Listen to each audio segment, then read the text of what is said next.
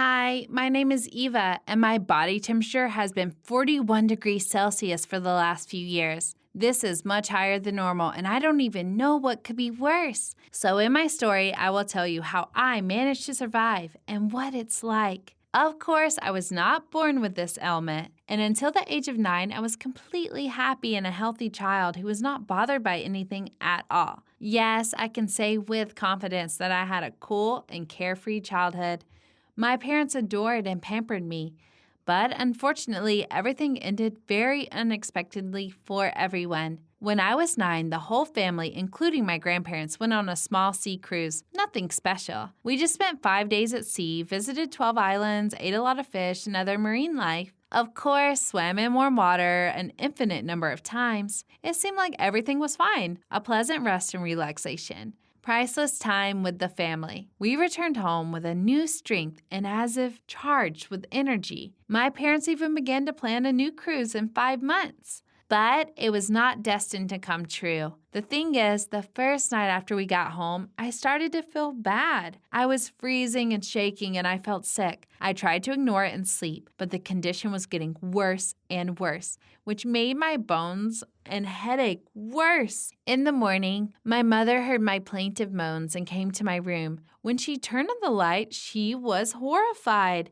because I was all burning and terribly red like a lobster. My mother immediately realized that I was ill and hurried to take my temperature. It was 41 on the thermometer, and Mother started to panic. She immediately called an ambulance and I was taken to the hospital. Then I hoped that I was about to get helped and I would recover a little. My parents also hoped for this, but alas, I did not get better either after the injections or after the droppers, and even antibiotics had no effect. I laid there like a vegetable and prayed for someone or something to help me because 2 days had already passed and the temperature had not lost a degree for even 1 minute. I felt my strength and sanity were leaving me and I had no strength left, even for fear. Meanwhile, my parents' panic was growing and they started ringing all the bells connecting to my problem. The best clinics in the city, state, and even the country. The most famous doctors knew about me, but no one knew what to do. After 15 days of this nightmare, they began to do an ultrasound and MRI of everything possible, but this didn't change the situation in any way. The cause of the temperature remained unknown, and I was already barely alive.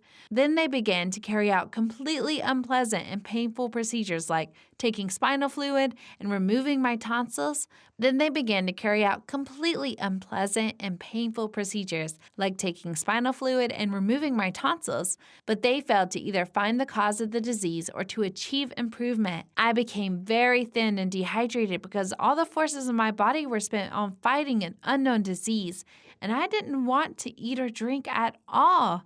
There was an aversion to everything, even to myself. I wanted to get out of my unwell body and never appear in it again. If you have ever experienced a temperature of 41 for a long time, then you will understand what I mean. After 47 days of torment, when I looked like a barely living mummy, the doctors managed to find a set of antibiotics which gave a result. And after 70 days, my temperature reached 36.6, and I started to revive. The colors around me became brighter and more real. The food again began to stimulate my appetite and interest, and I even began to walk a little along the corridors of the clinic and communicate with other children. My parents and I were sure that everything was over and the unknown illness had left me. So I happily prepared for discharge and made plans for the near future. But we were wrong again because the joy lasted only 10 days, after which the temperature returned to 41 degrees,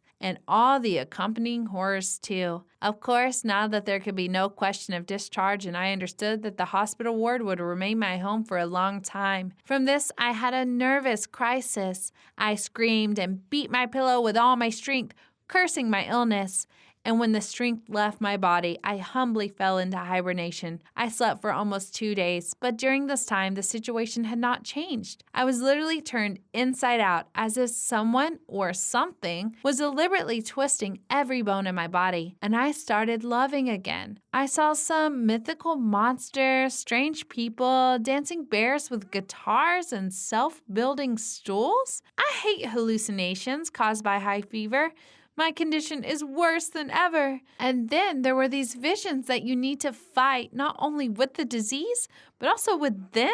I hate them. And then I went home.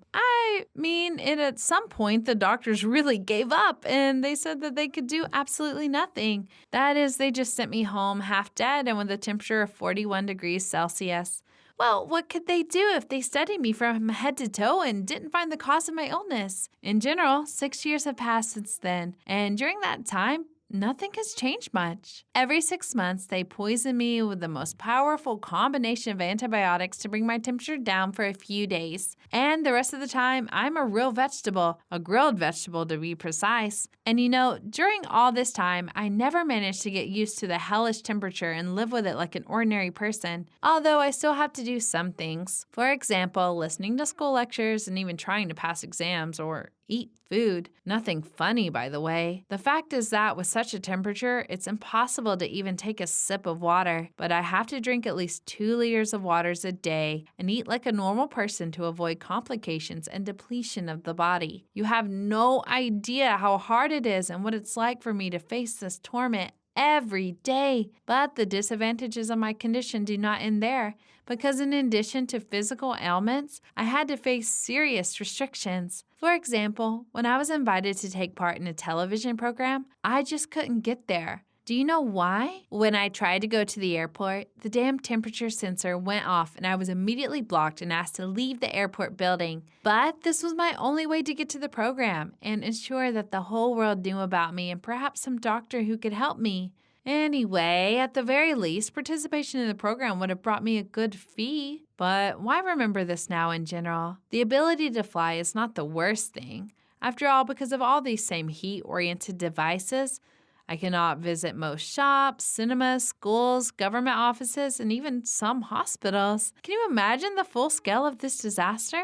I became an outcast and conditionally dangerous element of society. Although hundreds of analyses have confirmed that I am not dangerous at all and not infectious at all. But what does it matter? No one cares. A few days ago, a medical student contacted me and said that he had heard about my case in class and was very impressed with my story. And then he said that he had an assumption that it was an unknown disease from which I had been suffering for the last 6 years. Could have been transmitted to me from one of the exotic fish during the cruise? And if this is the case, then in order to help me, we need to get the very fish studied and then reveal its poison and find an antidote. After that, maybe I can go back to normal temperature and live like everyone else. And you know what? I am ready to catch that fish with my bare hands and hand it over to the medics. But damn it, my parents say that during the cruise we tried more than 30 species of fish, so no one will remember which ones. But my dad promised to take a vacation this year and go to the sea to fish. Now I have a small hope that everything will change. How do you handle the temperature? Write your answers in the comments, click on the thumbs up button, and subscribe to our channel.